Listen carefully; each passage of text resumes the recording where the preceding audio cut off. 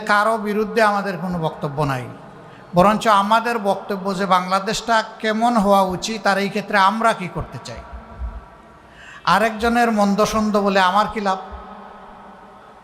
যার মন্দ এটা তো তার সাথে যাবে, এটা তো আমার সাথে আসবে না। বাংলাদেশ জামাতে ইসলামী এটা বিশ্বাস করে যে এই জমিন আসমান সহ তাম সৃষ্টি আল্লাহ তালার, এবং আল্লাহ তালা বিনা প্রয়োজনে এগুলা সৃষ্টি করেন নাই, বিনা উদ্দেশ্যেও সৃষ্টি করেন নাই। এই সমস্ত সৃষ্টির মধ্যে শ্রেষ্ঠত্বের মর্যাদা দিয়েছেন মানবজাতিকে। মানবজাতিকে বলা হয়েছে আশরাফুল মখলুকাত, সমস্ত সৃষ্টির সেরা। এই সেরা সৃষ্টির কাছ থেকে আল্লাহ তালা কি চান? আল্লাহ তালা সিম্পল 2-3টা জিনিস চান, বেশি কিছু না।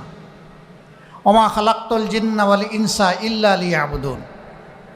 জিন এবং মানুষ এই দুই জাতিকে কেবলমাত্র আল্লাহর হুকুম পালন করার প্রয়োজন ছাড়া, আল্লাহর ইবাদত করা ছাড়া অন্য কোনো প্রয়োজনে আল্লাহ বলছেন আমি পয়দা করি নাই। তাইলে বোঝা গেল আমাদের জন্ম থেকে মৃত্যু কাজ আমাদের একটাই, এক দফা কাজ, এটা হচ্ছে আল্লাহ তালার গুলামি। স্বাভাবিকভাবে এই প্রশ্ন দেখা দিবে, আল্লাহ তালার গুলামি তো আমরা যখন মসজিদে যাই নামাজ পড়ি তখন করি, রমজান যখন আসে 1 মাস রোজা রাখি তখন করি, আমরা সেহরি খাই ইফতার করি তখন করি, তৌফিক থাকলে আমরা হজে যাই তখন করি, তৌফিক থাকলে আমরা আল্লাহর নামে সাদাকা করি তখন করি।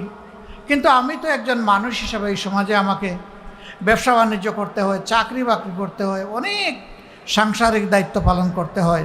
এতগুলা দায়িত্ব পালন করে শুধু আল্লাহর গুলামি কিভাবে করব?